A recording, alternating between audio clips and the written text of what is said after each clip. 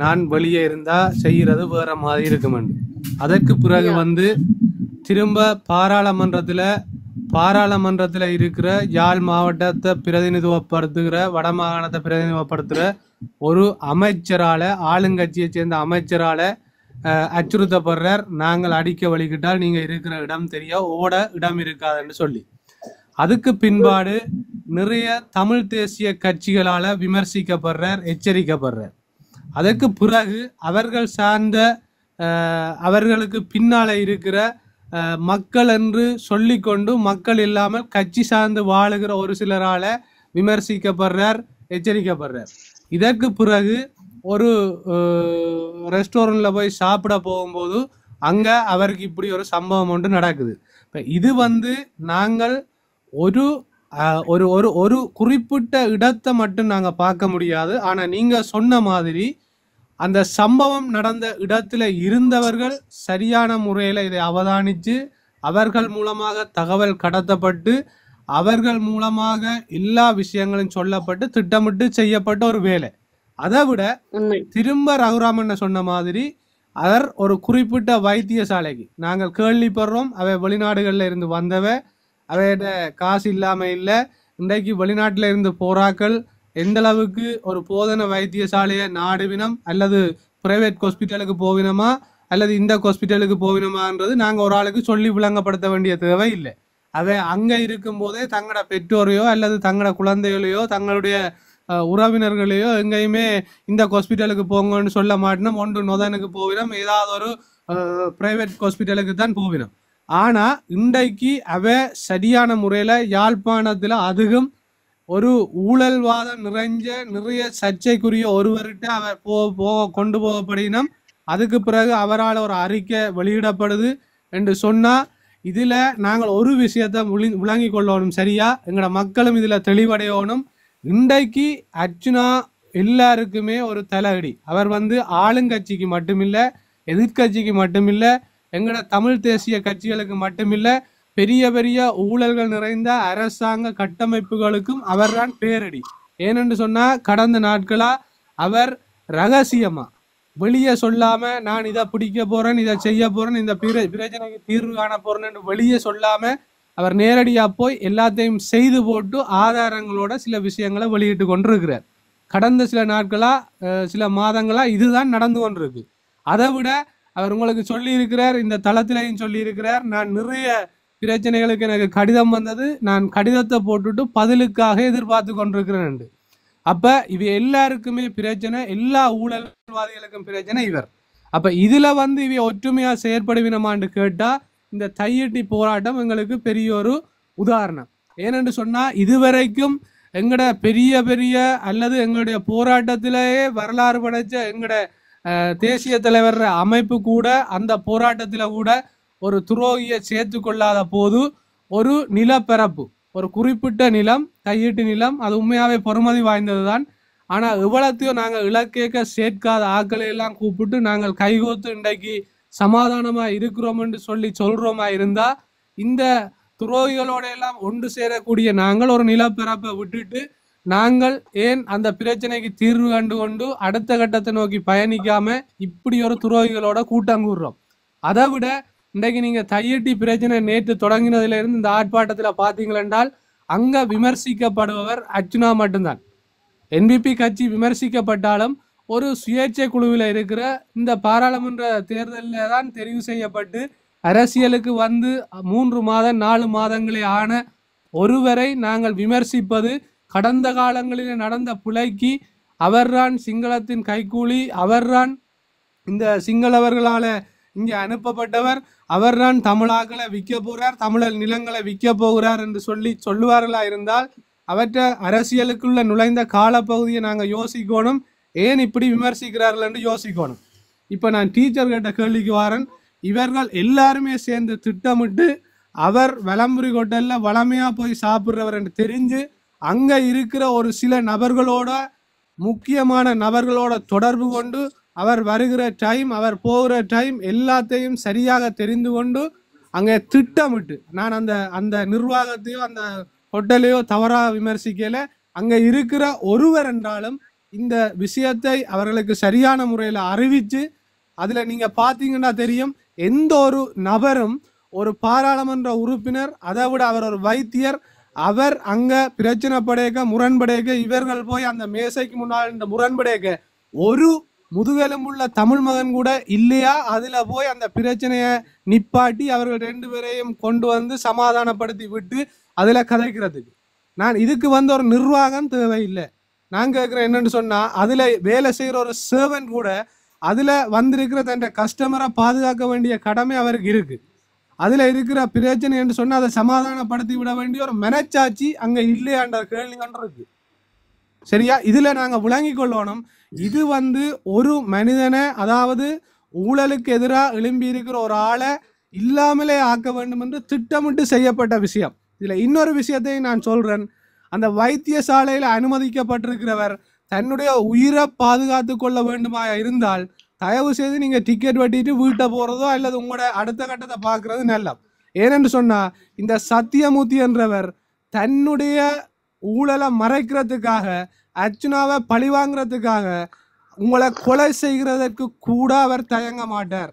மிக தெளிவாக திரும்பவும் சொல்கிறேன், இந்த சத்தியமூர்த்தி என்றவர் இந்த கேஸை பெருசாக்கி இந்த அர்ச்சுனா ராமநாதன்கிற பாராளுமன்ற உறுப்பினரை ஜெயிலில் நிரந்தரமாக போடணும், தன்னுடைய வழக்குகள் எல்லாம் தள்ளுபடியாகணும் என்ற நோக்கத்தோட அந்த பாதிக்கப்பட்ட நபர் என்று சொல்றவரை கொலை செய்து அந்த விஷயத்தை பெருசாக பூதகரமாக்குறதுக்கு கூட தயங்க மாட்டார். அப்படிப்பட்ட ஒரு பயங்கரமான ஆள் தான் அவர்.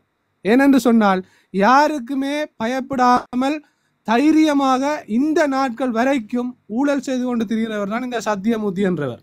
அதால் நீங்கள் பாதிக்கப்பட்ட நீங்கள் ஆற்றியாவது கைக்கூலியாக கூட இருக்கலாம், அல்ல அதில் போய் முரண்பட்ட நீங்கள் யாராவது சொல்லி கூட செய்திருக்கலாம், அல்லது ஒரு ஆர்வ கோளாறுல இந்த வன்னிமைந்தன் தளத்தாலேயோ அல்லது வன்னிமைந்தன் தளம் சிறிதரன் ஐயா சொல்லியோ இப்படி கட்சிகள் தமிழ் கட்சிகள் எல்லாம் சேர்ந்தோ சிறிதரன் ஐயா சந்திரசேகரனுக்கு சொல்லியோ அல்லது சிறிதரன் ஐயா சத்தியமூர்த்திக்கு சொல்லி சத்தியமூர்த்தி சந்திரசேகருக்கு சொல்லியோ அல்லது டக்ளஸ் ஐயா என்ற ஆக்களை வச்சோ அல்லது அங்கே என்ற ஆக்களை வச்சோ வாழ்வெட்டு குரூப்பை வச்சோ நீங்கள் எல்லா நெட்வொர்க்கும் எங்களுக்கு தெரியும் ஐயா.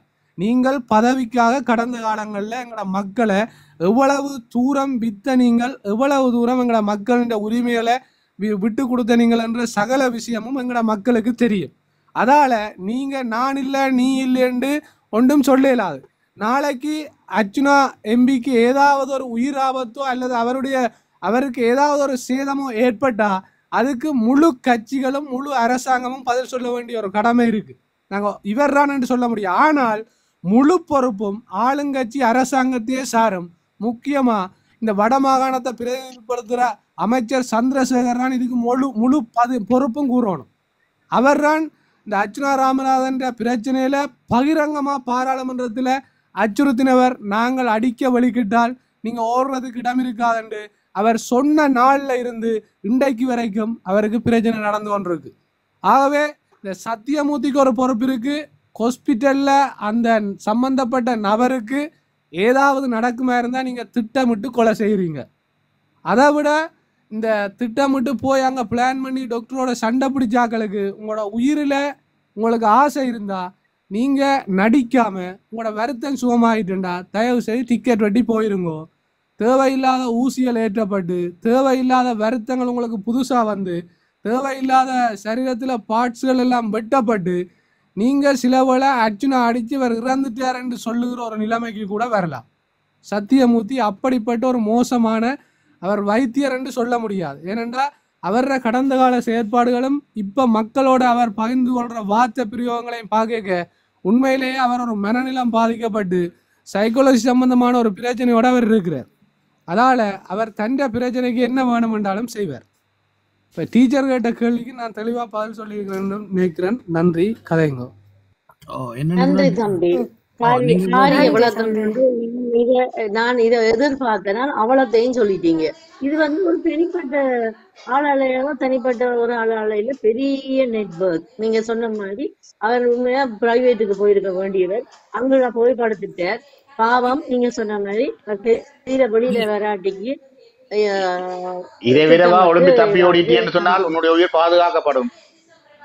அவ்வளவுதான். அவ்வளவுதான்.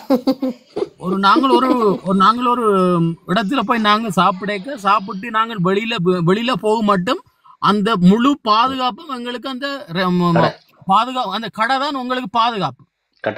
அதை நம்பித்தான் நாங்கள் அங்க சாப்பிட போறோம். சரியா? அப்ப சாப்பிட போய்க்க அவருக்கு நான் வந்து பிரிம்பா நான் இந்த பாட்டில் சாப்பிட்டு கொண்டிருக்கிறேன். அதுல வந்து நீ வந்து ஒரு ஆள் வந்து வீடியோ எடுக்கிறதுமோ என்னை பற்றி தவறுதலா கதைக்கிறதுமோ அது வந்து தனிமனித சுதந்திரத்தை தடையா நிக்குது. அப்ப அந்த நிர்வாகம் வந்து சொல்லணும், தம்பி உங்களுக்கு எதாவது பிரச்சனைன்னு சொன்னா வெளியில கொண்டே கதையுங்கோ, இல்லைன்னு சொன்னா அதை வேற விஷயமா கதையுங்கோ, இங்க இதை வந்து செய்யறதுக்கு தடை. ஆனா இந்த வழக்கு கண்டு போனால் கண்டிப்பா அந்த நிர்வாகமும் வழக்குக்கு போக வேண்டி வரும். எங்கள்கிட்ட ஆதாரபூர்வமான பதிவு இருக்குது, பகிரங்கமா சொல்றோம். அந்த அந்த கடையில இருக்கிற ஒருத்தர் அர்ச்சனாவுக்கு எதிரான கதையில கதைச்சிருக்கிறார். எனக்கு ஒரு வீடியோ கிடைச்சிருக்குது. அந்த வீடியோ நான் சம்பந்தப்பட்டாக சொல்லும் வரைக்கும் நான் வெளியிட மாட்டேன். அர்ச்சனாவுக்கும் அனுப்பி இருக்கிறேன். மிக பகிரங்கமா சொல்றேன். அந்த இடத்துல வேலை செய்யற ஒருத்தர் அர்ச்சனாவுக்கு எதிராக கதைச்சிருக்கிறார், மிக மோசமாக கதைச்சிருக்கிறார், முறையற்ற விதத்துல வாதம் செய்திருக்கிறார். இந்த கடையில அந்த முதலாளியோ சம்பந்தப்பட்ட ஊழியர் எல்லாரையும் நான் குறை சொல்லல.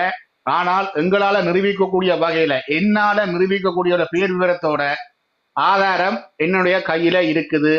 சம்பந்தப்பட்ட அர்ச்சனாக்கும் அனுப்பி இருக்கிறோம். தேவை என்று சொன்னால் அவர்கள் மீது சட்டப்படியான விசாரணை என்று உருவாக்க நாங்கள் அந்த தகவலை கொடுக்க தயாரா இருக்கிறோம். நீங்க சொன்னது 100% உண்மை. ஏனென்றா அந்த தளத்தில இருக்கிற செல்வன் அண்டேன்னு சொல்ற அந்த செல்வன் அண்ணன் சொல்றார், தன்னுடைய நண்பன் அங்க இருந்து முழு வீடியோ தனக்கு அனுப்பினவன். அப்ப இது வந்து ஏதோ ஒரு ஒரு குறிப்பிட்ட ஒரு வட்டத்துக்கு இயங்குது, விளங்க இல்லையா?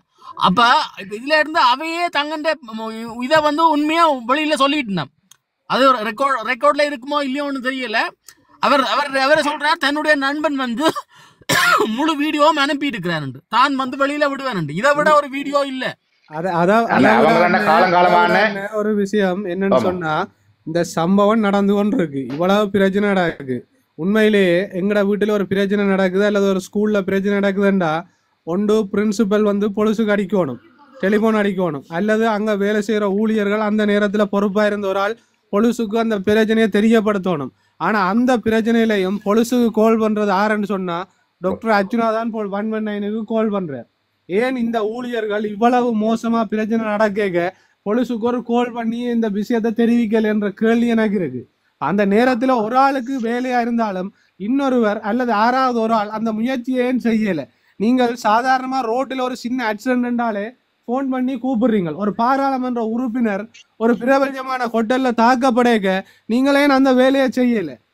இது இந்த கேள்வி வந்து இப்படியே நாங்கள் கேள்விகளை கேட்க போனா அந்த நிர்வாகத்துல இருக்கிற பெரிய பிரச்சனையை நாங்கள் உருவாக்குற மாதிரி இருக்கும். ஆனா இது வந்து நிர்வாகத்தை சாராத ஒரு பிரச்சனையால அங்க வேலை செய்யற ஒரு சில நபர்களால திட்டமிட்டு செய்யப்பட்டதா இருந்தா இனிமேல் வருகிற இந்த 2-3 நாட்களுக்குள்ள அந்த நிர்வாகம் அதை சரியா விசாரிச்சு அப்படியான ஒரு நபரை பொலிசுல கொண்டு போய் ஒப்படைக்கணும். அது சம்பந்தப்பட்ட வேலையில இருந்து விலத்தோணும். இது சம்பந்தமான இதை பொலிசுக்கு அறிவிக்கணும், காவல்துறைக்கு அறிவிச்சு இவர் இப்படி செய்திருக்கிறார், நாங்க இவரை வேலையில இருந்து நிப்பாடுறோம், எங்களுக்கும் எங்கட இந்த தொழில் ஸ்தாபனத்துக்கும் சம்பந்தம் இல்லை, இந்த பிரச்சனைக்கும் இவர் தான் இதை திட்டமிட்டு செய்திருக்கிறார், இவர் அதுக்கு ஆதரவு வழங்கி இருக்கிறார் என்றதை தெரியப்படுத்தணும். இல்லைன்னு சொன்னா இதை அவரை மூடி மறைக்கணும், காப்பாற்றினோம்டா அது முழு நிர்வாகத்தையும் ஒரு பிழையான ஒரு படத்தை போடுற மாதிரியா தான் இருக்கும். என்னன்னு சொன்னா அது பிழை. இப்ப இன்றைக்கு வந்து நாங்க இங்க வந்து அங்க ஒரு விஷயத்த செய்து போட்டு உடனடியா அடி வாங்கி ரத்தம் ஓடி நின்றுக்குமோ தெரியாது, அதை எடுத்து டிக்டாக்ல சொல்லினோம்டா இந்த வன்னிமைந்தன் டிக்டாக் தளத்துல அவர் கூவி கொண்டிருக்கிறார், எனக்கும் அதுக்கும் சம்பந்தம் இல்லை, எங்களுக்கு தெரியாது. இப்ப பயத்துல நாங்க கேட்கிறோம், ஒருத்தன் அடிச்சு போட்டு பொலிசுக்கு கால் பண்ணுவானா அல்லது உங்களுக்கு கால் பண்ணுவானா? அந்த நேரம் அந்த விஷயத்தை செய்து போட்டு உங்களுக்கு கால் பண்ணி சொல்றானுண்டா நீங்க யாரை பேக்காடுறீங்க? நீங்கள் திட்டமிட்டு சிறிதரன் ஐயாண்ட கைக்கூலிகளா காசுகளை கொடுத்து நீங்க அவர் சிறிதரனுக்கு தெரியாத மாதிரியும் சந்திரசேகருக்கு தெரியாத மாதிரியும் அர்ச்சனாவை சும்மா சிங்களத்தின் கைக்கூலி அரசாங்கத்தின் கைக்கூலி என்று சொல்லிக்கொண்டு நீங்கள் எல்லாம் செய்து நடத்துற நாடகம் வந்து மக்களுக்கு பகிரங்கமா விளங்கும். மக்கள் முட்டாள் இல்லை, சரியா? நீங்க திட்டமிட்டு செய்யற வேலைகள் மக்கள் வந்து தெளிவில்லாத ஆக்கலன்னு நீங்க நினைக்க கூடாது. நீங்க 1991 நிக்கிறீங்க, இப்ப 2025. சரியா விளங்கி கொள்ளுங்க. நீங்க வந்து அப்படி ஒரு புலியான கண்ணோட்டத்துல இன்றைக்கு இருக்கிற மக்களையும் ஒருத்தரை நீங்க யோசிக்காதீங்க. இப்ப இருக்கிற தலைமுறை வேற, சிந்திக்கிற ஆற்றல் வேற. இப்ப நீங்க அங்க இருந்து கொண்டு பழைய மாதிரி யோசிச்சு பழைய மாதிரி இப்படியான வேலைகள், கேவலமான வேலையெல்லாம் செய்யறத நிப்பாட்டுங்க. உங்களுக்கு ஒருத்தனோட கோவம்னு சொன்னா நேரா போய் கேளுங்க, வா சண்டை பிடிப்போம்ண்டு. சரியா? இப்படி கேவலமா பிளான் பண்ணி ஒருத்தனுக்கு பின்னால திரிஞ்சு முதுகில போய் குத்தி 2 பேரும் பிளான் பண்ணி செய்து இப்படி அரசியல்வாதிகளை வச்சு இப்படியான விஷயங்களை செய்யாதுங்க. நீங்க தமிழ் தேசியம் கதைக்கிறதுக்கே அருகதை இல்லாத ஆக்கள். டாக்டர் வந்து எவ்வளவு பொறுமைய காத்தும் அந்த பொறுமையை இழந்த சந்தர்ப்பம் தான் அவருக்கு அடிக்க வேண்டி வந்தது. ஒரு மனுஷனை வந்து கௌசல்யாவும் அக்காவும் வந்து அவரை வந்து பொறுமையா எத்தனையோ தரம் வைத்திருந்த போதும் அந்த பொறுமை ஒருத்தருக்கு வந்து ஒரு புகம்பா வெடிக்கும்னு சொல்லுவாங்க. அதே ஒரு சந்தர்ப்பம் தான் அவருக்கு அடிக்க வேண்டி வந்தது. அவ்வளவு தூரத்துக்கு இவ ஏதோ செய்தபடியத்தானே அந்த பொறுமை இழக்க வேண்டி வந்தது. நானென்றாலும் ஆரென்றாலும் அந்த ஒரு சந்தர்ப்பத்துல என்னுடைய தங்கச்சிக்கு, என்னுடைய அம்மாக்கா, நீ இழிவா என்ன பற்றியோ கதைக்கிற ஒரு மனிதன், தனி மனிதன் வந்து நாங்கள் வந்து நாங்கள் டாய்லெட்டுக்கு போகும்போதும் நாங்கள் சாப்பிடும் போதும் தான் எங்களுக்கு ஒரு நிம்மதியா, ஒரு அமைதியா, ரிலாக்ஸா இருந்து சாப்பிட்றோம். அந்த டைம் நீ ஒரு மனிதன் சுதந்திரத்தை பறிக்கிறான்னு சொன்னா நீ எப்படிப்பட்ட கீழ்த்தனமான ஒரு ஆளா இருப்பாய். அதுலயும் ஒரு விஷயத்த சொல்றேன். இன்னொரு விஷயத்த சொல்றேன். அர்ச்சனா மட்டும் தன்னை மட்டும் பாதுகாக்கிறது தற்காப்பாதுல இருக்குது. அதே நேரம் தனக்கு பக்கத்தில் இருக்கிற எந்த ஒரு உயிருக்கும், எந்த ஒரு மனித உயிருக்கும் ஆபத்து உருவாகிறது, இவரது தாக்குதல் அவரது உயிரை பறிக்கும், காயத்துக்குட்படுத்தும் என்று சொல்லி நினைத்திட்டால் கூட அந்த உயிரையும் பாதுகாக்கிற தற்காப்பு உரிமை சட்டத்துல இலங்கையில அர்ச்சனாக்கு இருக்குது. அர்ச்சனா இல்ல, அந்த இடத்துல எந்த ஒரு பொதுமகன் இருந்தாலும் அந்த பொதுமகனுக்கு இருக்குது. இத முடிஞ்சால் நான் சொல்றேன், இந்த பதிவு இல்ல அப்படி சட்டத்துல பாதுகாப்பு இல்லை என்று சொன்னால் இலங்கையில் இருக்கிற பெரிய பெரிய பெரிய படித்த அறிவு சார்ந்த சட்டவாளர்கள் ஆதாரபூர்வமாக நான் சொன்னது தவறு என்றதை எங்கேயோ ஒரு தகவல்ல வெளியிருங்கோ. இலங்கையின் சட்டத்துறைக்கு நான் பகிரங்கமாக கேட்கிற கேள்வி. நானும் ஒரு துறையில 14 வருஷம் சட்ட ரீதியா பயணத்தை மேற்கொண்டனா. இன்னொரு நபருக்கான உயிராபத்து இருக்குன்னு சொன்னால் தன்னையும் பாதுகாத்து கொண்டு தற்காப்பு செய்து கொண்டு அந்த உயிரையும் பாதுகாக்கிறது தான் ஒரு மனிதருக்கான தற்காப்பு உரிமை என்றதை இந்த சமூகம் புரிஞ்சு கொள்ள வேணும். முட்டாள்தனமாக ஊடகங்கள்ல பாராளுமன்ற உறுப்பினர் தாக்கினர் என்று தனிப்பட்ட வீடியோக்களை மட்டும் போடுறது முறையா இல்ல. தொடர்ந்து வாய்ப்பு சொல்லுங்க டீச்சர்.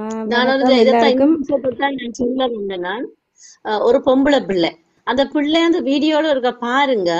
உங்களுக்கும் ஒரு பொம்பளை சகோதரம் இருக்குது, அம்மா தங்கச்சி இருந்தா எவ்வளவு அந்த பிள்ளை அந்தரிக்குது, அங்க ஓடுது இஞ்ச ஓடுது. ஒருவனாவது உனக்கு ஒரு அம்மா தங்கச்சி இருந்தா அந்த இடத்துல பதகளிச்சு ஒரு பாதுகாப்பை கொடுக்க இல்லையே. அது 2 தரம் பாருங்க, பாக்காத மக்கள்கிட்ட கேக்குறேன். ஒரு தடவைக்கு 2 தரம் பாருங்க. அங்க ஓடுறா இங்க ஓடுறா, தடுக்கிறா, அடிக்க வேணாமன்றாள். ஆனா அவருக்கும் செய்யணும் என்றுதான் வந்தவனுங்கள். அதை வடிவ உன்னிப்பா நினைச்சுக்கிட்டா சுத்தி சுத்தி பின்னுக்கு வாரான். அந்த பிள்ளையிலையும் கை வைக்க முயற்சி தான். அதனாலதான் அதுல சீண்டி சீண்டி சீண்டி நானண்டா கௌசல்யாண்ட இடத்துல இருந்தா நானும் 2-3 பிளேட் எறிஞ்சிருப்பேன் அவருக்கு.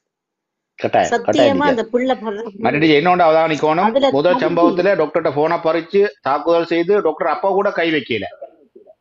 திரும்ப அந்த நபர் அங்கால போய் ஒரு குறிப்பிட்ட தூரம் போய் திரும்ப வார. அப்ப இதுக்கு பிறகுதான் அங்கே ஒரு சூழல் உருவாகிருக்குது. அதுக்கு பிறகுதான் வைத்தியர் ஒரு பலம் பாவிக்கப்பட்டிருக்கு சட்டத்துல.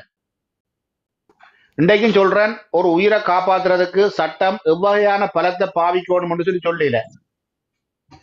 அது எவ்வகையானதா கூட இருக்கலாம். அதுதான் சட்டத்துல சொல்லப்பட்டிருக்கிற வரைவு ரீதியான சட்ட நடைமுறை. டாக்டர் பேஸ்புக்ல சொல்லி இருக்கிறார், நெஞ்சில குத்தினதாம், அது வலி தாங்க முடியாம தான் அவரை தள்ளினது என்று சொல்லி இருக்கிறார். வழியா அவர் அடிக்கவும் இல்லை போலதான் இருக்குது. அவர் என்ன தாக்குதலும் செய்யலாம் அம்மா. அவர் எவ்வகையான தாக்குதலும் தன்னை பாதுகாத்துக் கொள்றது செய்யலாம். அவருடைய எண்ணத்துல அவருடைய மனசுல அவர் துவக்கு வச்சிருக்கிறார், இல்லாட்டி கத்தி வச்சிருக்கிறார், இடுப்புல செருகி வச்சிருக்கிறார், என்ன சிந்தனை இருந்தாலும் அந்த சிந்தனை மாறும் வரைக்கும், அவர் மீது இருந்து தாக்குதல் எண்ணம் தவிர்க்கப்படும் வரைக்கும் அவர் தன்னை பாதுகாத்துக் கொண்டதுக்கான சட்ட உரிமை இருக்குது. தன்னை அவ்வளவுதான் சட்டம். மட்டும் இல்ல, 4 பேரோ 3 பேர் அந்த பொம்பளை வீடியோல பிள்ளையை வந்து கொண்டிருக்கிற பாதுகாக்கணும். முள்ளுக்கு கட்டாயம். close ஆ நீங்க எடுங்கோ, நான் கீழே இருக்கிறேன். ஓகே டீச்சர், நன்றி. நன்றி டீச்சர். Okay okay okay. இதுல நன்றி டீச்சர். நிஷா நிஷான் நிஷா நில்சன் கலத்து கொண்டு நிக்கிற நிஷானோ போது நிஷானோ இருக்கணும். நில்சன் நில்சன் ஹலோ, வணக்கம் எல்லாருக்கும். வணக்கம் அப்பா, வணக்கம். வணக்கம் வணக்கம் வணக்கம். அண்ணா. எப்படி எல்லாம்? நல்ல ஆரோக்கியமான கலந்துரையாடல் நல்லா இருக்குது. என்னால் வரையில தான் இருந்தாலும் உரை பார்க்கறது தான் நேரம் இல்லை வர்றதுக்கு. இல்லை, அந்த இதை பார்க்க உண்மையாகவே எல்லாரும் சொல்கிற மாதிரி இதை யாரு நல்லா பிளான் பண்ணி தான் செய்திருக்கிறாங்க. ஆனால் ஒரு நாளும் நான் வன்முறையை விரும்பவும் இல்லை, அதை எதிர்க்கிறேன். ஆனால் அந்த நேரம் டாக்டர் விட்டது போல் என்னன்னு சொன்னால் 2 பேரையும் அதில் வச்சு நல்ல வடிவாக கொஞ்சி போட்டு விட்டுருக்கணும். அந்த இவ்வளவுல விட்டது நான் உண்மையாகவே நான் சொல்கிறேன். அந்த அப்படி வன்முறையை விருப்பமும் இல்லை, அதை விரும்பவும் இல்லை, அதை எடுக்கிறதும் இல்லை. ஆனால் அந்த இடத்துல அவர் இன்னும் கொஞ்சம் கூட பிடிச்சு கொஞ்சம் இருக்கணும்னு தான் நான் பார்க்குறேன் என்ற பார்வையில். உண்மையாகவே இவங்களெல்லாம் வெளிநாட்டில் இருந்தவங்க வந்தவங்க போனால் மற்றது எல்லாரும் சொல்கிற மாதிரி இதுக்கு முழு பொறுப்புமே அந்த ரெஸ்டாரண்ட் எடுக்கணும். அதுதான் இதில் முதல் மாற சொன்னால் என்னண்டா, அந்த அவ்வளோ பேர் இருக்கிறாங்க, அதை திருப்பி பார்க்க ஒரு ரத்தம் கொதிக்குதுண்ணே. இப்படி ஒரு பிரச்சனை நடக்குது. ஒரு பொம்பளை பிள்ளைக்காக அல்லது ஒரு இதுக்கு வந்து அதை சமாளித்து தான் இவ்வளோ நேரமாக அவன் வந்து 2 கதைக்கிறான். இப்போ உண்மையாக அதில் அந்த முதல் அண்ணா சொன்னார், அந்த என்ன பிரச்சனை இருந்தாலும் இப்போ எங்கட கிளியந்தி, அதாவது எங்கட வந்து சாப்பிட வந்திருக்கிறார், இவர் சாப்பிட்டு வெளியில் போன அப்புறம் கூட பிரச்சனை வெளியில் வைங்கன்னு சொல்லி அவையில திரத்தி அனுப்பியிருக்கணும் வழியில். இது அந்த டாக்டர் சத்தியமூர்த்தின்ற இதுதான் எல்லாம் காரணம். வந்து அந்த கள்ளன் அவர் தான் மெயினாக நல்லா பிளான் பண்ணி இவரை உள்ளுக்கு போடணும்னு சொல்லி இது இப்படி எங்களுக்கு ஒரு இளம் ஒரு தலைவன் இனி கிடைக்க போகிறதும் இல்லை. இதை நாங்கள் தான் பயன்படுத்தணுமே தவிர எங்களோட தமிழ் மக்கள் தான் பயன்படுத்தணும். இன்றைக்கு அந்த இதில் போய் பார்த்தீங்கன்னா தெரியுமே, எல்லா இடம் எல்லாம் திருப்பி இதே தான் கதைக்கிறோம்ட்டு இல்லை. ஆனால் உண்மையாக ஒவ்வொருத்தட்ட மனசில் இருக்கிறதான் வருதுண்ணே. நிச்சயமாக பாருங்களேன், எல்லா குட்டையின உருண்ட மட்டைகள் மாதிரி எல்லாம் இப்போ ஒன்றுக்கு சேர்ந்து இப்போ கிடைக்க முடியாத ஒன்றை இப்போ எப்படி அதை கிடைக்கும் யதார்த்தத்தை யோசிக்கணும். கௌரவ் அந்த இளஞ்செழியன் வந்து சொல்லியிருக்கார், அந்த ரகுராமன் இப்போ கேட்டிருப்பீங்கன்னு நினைக்கிறேன். என்ன பாதுகாக்கிறதுக்கு வந்து ஒரு கையை வைக்கிறதுக்கு முன்னுக்கு அது இவர் அடித்தான்னு அதிலே கொலை நடந்தால் கூட அது பிழையில்லைன்னு சொல்லி அது வந்து இப்போ கொஞ்ச காலத்துக்கு முன்னுக்கு ஒரு ஸ்கூலில் போயிட்டு நீதிபதி உரையாற்றேக்க சொல்கிறார் அந்த பிள்ளைகளுக்கு, நீங்கள் வந்து அதை செய்ததை சரி செய்யலாமான்னு சொல்லி. யாருங்கிட தொடுகினமோ அதுக்கப்புறம் நீங்கள் அடித்து அவள் செத்தா கூட பிரச்சனை இல்லைன்னு. மற்றது இன்னொன்று, அந்த நானும் அதைத்தான் சொல்ல விரும்புகிறேன். இன்றைக்கு இரவா இது 6வது இதில் இருப்பீங்க, கீழே கேட்டுக்கொண்டு இருப்பீங்க, இதில் இல்லாத ஆக்கள் அந்த எதிரான ஆக்கள் கேட்டுக்கொண்டு இருப்பீங்க. இப்போ அந்த ஹாஸ்பிட்டலில் இருக்கிறவருக்கு சொல்லுங்க, இன்றைக்கு இரவே எழும்பி ஓட சொல்லி. எல்லாரும் சொல்ற மாதிரி அது ஒரே கருத்தை தான் நீங்க எல்லாம் தனித்தனியா கதைச்சது இல்லை, எல்லாம் தூர இருக்கிற ஆக்கள் பாருங்க. ஒவ்வொருத்தட்ட நோக்கமும் அந்த உண்டா தான் இருக்குது. அப்ப அது ஏதோ ஒன்று இதுதானே விளங்குதா? இப்போ ஒரு தரம் ஏதோ நாங்க உண்டா இருந்து கதைக்கிற ஆக்கலன்னு சொன்னா ஓகே, ஏதோ எல்லாம் கதைச்சு பேசி சொல்ற மாட்டேன். நான் எங்கேயோ இருக்கிறேன், ரகுராமன் எங்கேயோ இருக்கேன், மற்றாக்கள் எங்கேயோ ஒவ்வொரு நாடுகள்ல இருக்கிறீங்க பாருங்க. எல்லாட்ட நோக்கமும் எல்லாட்ட இதுவும் வந்து அந்த ஒரே இதைத்தான் சொல்லுது. அப்போ இப்படி பார்க்க அந்த அதில் நடக்கிறது சரி, யார் செய்கிற சரியன்றதை நாங்கள் விளங்கிக் கொள்ளணும். அந்த அவன் படுத்தவன் அப்படியே சாகிறது அவனுக்கு விருப்பம், உயிரில் ஆசை இருந்தால் இன்றைக்கிறவைக்கே எழும்பி ஓடிடணும். அப்படி இல்லை, அவர் எப்படியாவது அவர் சொல்லுவார். நானே எத்தனை முறை வந்து சத்தியமூர்த்திக்கு வந்து இந்த ஃபேஸ்புக்கில் வாரதுகள் எல்லாத்தையும் வந்து என்ன செய்கிறேன்னா உடனே அனுப்பிட்டு செய்வோம். அந்த இது ஃபேஸ்புக்கால் அடிச்சிருக்கேன், ஒரு நாள் எடுக்கல, கடைசியாக பார்த்துட்டு என்ன பிளாக் பண்ணி போட்டு போயிட்டார். அது கொஞ்ச நாள் இந்த எலெக்ஷன் டைமில் எத்தனையோ முறை அவருக்கு இதுன்ட்டு பார்த்தேன் நான், சரி வரையில். அப்படியான ஒரு சரியான ஒரு ஆள், ஒரு பதில் சொல்ல மாட்டார். இந்த சும்மா இதுகளுக்கெல்லாம் அடித்து கேட்டு கழிச்சா கூட விட்டு பதிலும் பெறாதுன்னு இவ்வளோ இதுகள் எல்லாம் அனுப்பிட்டான். ஒன்றுக்கு ஒரு பதிலும் கடைசியாக பிளாக் பண்ணிட்டு போனவர் தான். அப்படியான ஒரு ஆள் தான் சரியான கள்ளன். அவனுக்கு வார ஒரு தருமே எல்லாருமே அவனுக்கு சார்பாக தானே வர்றாங்க அரசாங்கம். நானும் எதிர்பார்த்தேன், சரி இந்த முறை இப்படி இந்த அரசாங்கம் வந்திருக்குது, இதுலேயாவது நல்ல ஒரு சுகாதார அமைச்சரோ அல்லது சுகாதாரம் சம்பந்தமாக நல்ல ஒருத்தன் வருவான், ஒரு சட்ட நடவடிக்கை எடுத்து இது ஆஸ்பத்திரிக்கு அந்த தமிழ் மக்களுக்கு அந்த ஹாஸ்பிட்டல் ஏதாவது நல்லா கொண்டு வருவான்னு எதிர்பார்த்தேன். உண்மையா இந்த எலெக்ஷன் எல்லாம் ஒரே ஆக்கள் தானே, ஒன்று இதுல நல்லவங்க பேர்கள் மட்டும் தான் மாறி இருக்கு. நானும் ஆக்கள் ஒன்று தான் செய்ய ஆக்கள், அதுதான் சரியா சொன்னீங்க. நாங்க சரியான எதிர்பார்ப்பு இருந்ததுதான் முதல். ஐயோ சரி வராங்கள ஏதாவது ஒன்று நடக்கும், அவங்க இந்த ஹாஸ்பிட்டலுக்கு ஏதாவது ஒரு விடிவு காலம் இருக்கும், அந்த மக்களுக்கு ஒரு விடிவு காலம் வரும், வேற மாற்றி வேற ஒன்றை போட்டு வந்தாங்கண்டா நல்லது வருமானு சொல்லி. ஆனால் என்னதான் செய்தாலும் அந்த நேற்றுமே நடந்ததை பார்க்கும்போது ஒரு சரியான ஒரு பெரிய ஒரு இதான இது என்ன வேணுமென்ட்டு நல்ல வடிவாக பிளான் பண்ணி இது பண்ணி யாரோ சொல்லி கொடுத்து இதெல்லாம் வடிவா தெரியுதுண்ணே. நேர யாராவது சாப்பிட்டு கொண்டு கேட்க ஒரு கதைக்கு அதுக்குள்ளே இருக்கேக்க அதில் 4-5 பேர் இருக்கிறாங்க, எங்கேயாவது அங்கேஞ்ச போகிறாங்களா பாருங்க அந்த வீடியோ நேர் அப்படியே வராங்கண்ணே. நான் சின்ன வசனம் ஒன்று சொல்றேன். இப்ப டக்ளஸ் ஐயா அந்த இடத்துல இருந்து இந்த சம்பவம் நடந்திருந்தாலும் டக்ளஸ் ஐயா எங்களோட சமூகத்துக்கு என்ன செய்தவர், எவ்வளவான பாதிப்பு ஏற்படுத்தினதுக்கு அப்பால ஒரு உணவு உண்ண போற நேரத்தில் இது நடந்திருந்தால் நிச்சயமா நாங்க அந்த சம்பவத்தை கண்டிச்சிருப்போம். நாங்கள் அந்த சம்பவத்துக்கான விஷயத்துல நீதியாக நாங்கள் அரசியல் ரீதியாகவும் கொள்கை ரீதியாகவும் மக்களோட பாதுகாப்பு ரீதியாகவும் தான் சிறுதிறனையும் கஜேந்திரகுமார் பொன்னம்பலத்தையும் டக்ளஸையும் நாங்கள் எதிர்க்கிறோம். நாளைக்கும் நீங்கள் மக்களுக்காக மக்களோட சேர்ந்து மக்களுடைய நலனிலையும் மக்களுடைய அடிப்படை வாழ்வியலையும் முன்னேறதுக்கு நீங்கள் உண்மையிலேயே இதய சுத்தியோட பக்க சார்பில் நிற்பீங்களா இருந்தால் நாங்கள் நாளைக்கும் உங்களை இயக்க தயாரா இருக்கிறோம். இது பகிரங்கமான என்னுடைய கருத்து. இந்த சமூகத்துக்கு அர்ச்சனா தெளிவாக சொல்லி இருக்கிறார். இன்றைக்கு அர்ச்சனா சிறுதரன் ஐயாவையும் டக்ளஸ் ஐயாவையும் இன்றைக்கு கஜேந்திரகுமார் பொன்னம்பல அவர்களையும் இன்றைக்கு அரசாங்கத்தில் இருக்கிறதுக்கு ஒரே ஒரு காரணம், எங்கள் மக்கள் நலன் சார்ந்த விடயத்துல மக்களுக்கு நீங்கள் துரோகம் செய்தால் நான் எதிர்த்து குரல் கொடுப்பேன். அப்ப சில இடங்கள்ல கேள்வி வைக்கணும், காரணம் வந்து சில இடங்கள்ல கேள்வி வைக்கணும். எப்படி என்றால் இவ்வளவு பாராளுமன்ற உறுப்பினர் இருக்கேக்க ஏன் அர்ச்சனாக்கு மட்டும் இது நடக்குது என்று சொன்னால் உண்மையாகவும் நேர்மையாகவும் மக்களின் பிரச்சனையை மக்களுக்காக செயற்படுற ஒரே ஒரு காரணம் தான். உங்களை போன்ற ஏனைய அரசியல்வாதிகள் போன்று இன்றைய அரசாங்கத்திட்டையும் இன்றைய ஊழல் நிறைந்த இன்றைய சுகாதாரத்துறையிட்டையும் ஒரு கீழால பெட்டி வாங்கி நடக்கிற அர்ச்சனாவா இருந்தால் இன்றைக்கு அவர் எங்கேயோ ஓகோ ஒன்று வாழ்ந்து கொண்டிருப்பார். இனி 5 வருஷம் வரைக்கும் அவர் தான் பாராளுமன்ற உறுப்பினர். 6வது வருஷத்துக்குள்ள தேட வேண்டிய எல்லாம் தேடிட்டார் என்றால் அவர் இந்த இடத்துல பயணம் செய்ய வேண்டிய தேவையே இல்லை. நீங்கள் திட்டின எங்களுக்கு என்ன, இதையெல்லாம் தாண்டி ஏனைய பாராளுமன்ற உறுப்பினர்களை விட இன்றைக்கு அர்ச்சனா மீது இவ்வாறான செயற்பாடுகள் மிக பகிரங்கமாக மிலேச்சத்தனமாக மனச்சாட்சிக்கு விரோதமாக அனைத்து கட்சியாலையும் பயன்படுத்தப்படுதுன்னு சொன்னால் ஒரே ஒரு காரணம், மக்களுக்காக மக்களின் குரலாக ஒலிக்கின்ற ஒரே ஒரு காரணம் தான் இவ்வளவுக்கும் காரணம். அதான் அந்த 1.5 வருஷம் அந்த பிரச்சனை ஒன்று போன கிழமை போட்டிருந்தாரு. அந்த ஒரு டெலிஃபோன்ல ஒரு இதுல எல்லாத்தையும் முடிச்சானே அடிச்சு காய்ச்சி யாராவது போயிட்டு இப்படி அதை செய்திருக்கான். அந்த அதுவும் ஒரு முன்னாள் போராளின்னு சொல்றாங்கண்ணே. அப்போ அந்த அவர்கிட்ட இதை பார்க்க இவ்வளோ ஒரு கவலையாக இருக்கேனே. அவன் வாழ்வாதாரத்துக்கு கிடந்ததையும் விற்று உள்ளதையும் விற்று எல்லாம் செய்து இன்னும் அவன் ஒரு தூக்கி விட்டு ஒரு சைனை போட்டு தூக்கி விடுறதுக்கு உங்களாலே இல்லாத அதை செய்யறதுக்கு இந்த ஒரு அரசியல்வாதியால மேலாதேனே. அதுல சம்பந்தப்பட்ட அரசு அதிகாரிகளுக்கு தெரியும் அர்ச்சனா இதை கதைக்கிற இதுக்கு சரியான தீர்வு காணலை என்று சொன்னா நிச்சயமாக அடுத்த கட்ட பிரதேச கூட்டத்துல வச்சு என்னென்ன கேள்விகளை நியாயப்படுத்தும் அவளாம் கேட்பாருன்றது அவருக்கு தெரியும். அதால இப்ப உள்ள இந்த அரசியல்வாதிகள் எல்லாம் வந்து தங்களோட நேரத்தை இவரை பற்றி கதைக்கிறதுலானே இப்ப இதன்றாங்க. என்னதான் பாருங்களேன் அந்த இதுகள் எல்லாம் அந்த ஒரு வசனம் கூட இவரை சொல்லாம ஒரு தரம் முடிக்கிறே இல்லைண்ணே. என்னன்னு சொன்னா வேற ஒன்றும் இல்ல அவ கதைக்கிறதுக்கு.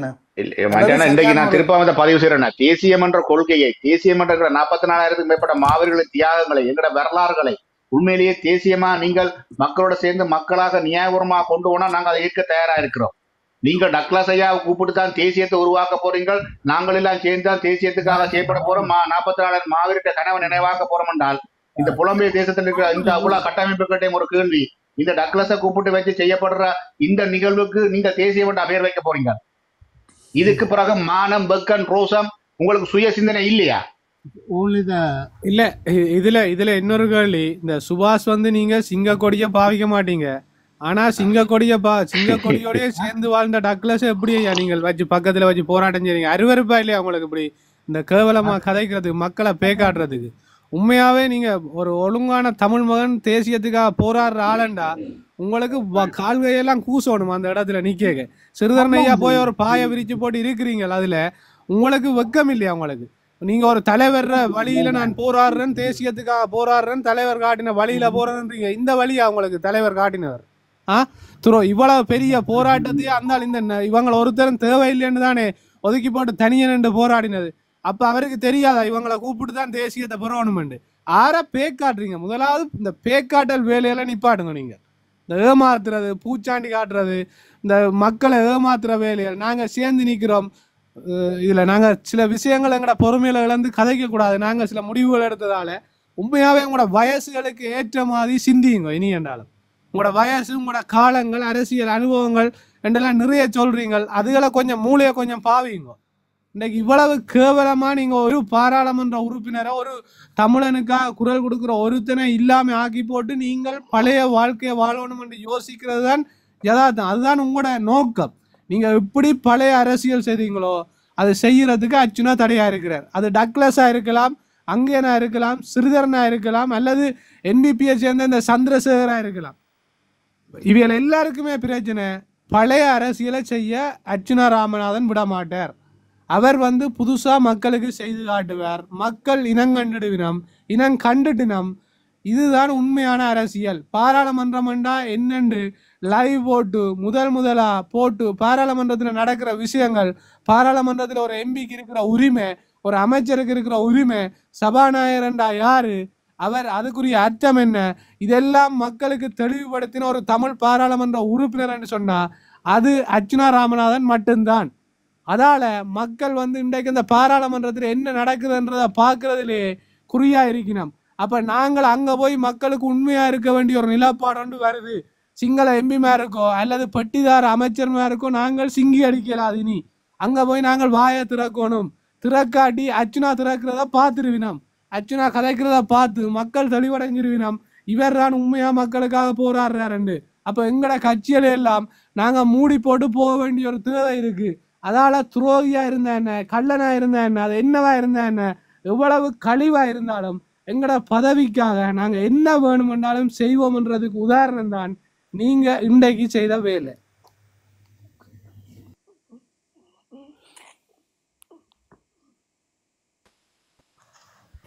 வணக்கம் எல்லாருக்கும். வணக்கம் வணக்கம் எல்லாரும். என்ன என்ன இல்லை ஒரு நாள் வணக்கம் அண்ணா. வணக்கம் எல்லாருக்கும் வணக்கம். இது ஒரு என் ஃப்ரெண்டு ஒரு ஆள் இறந்து போனேன். அதான் வரையில் 2 3 நாளாக சரி பார்ப்போம்.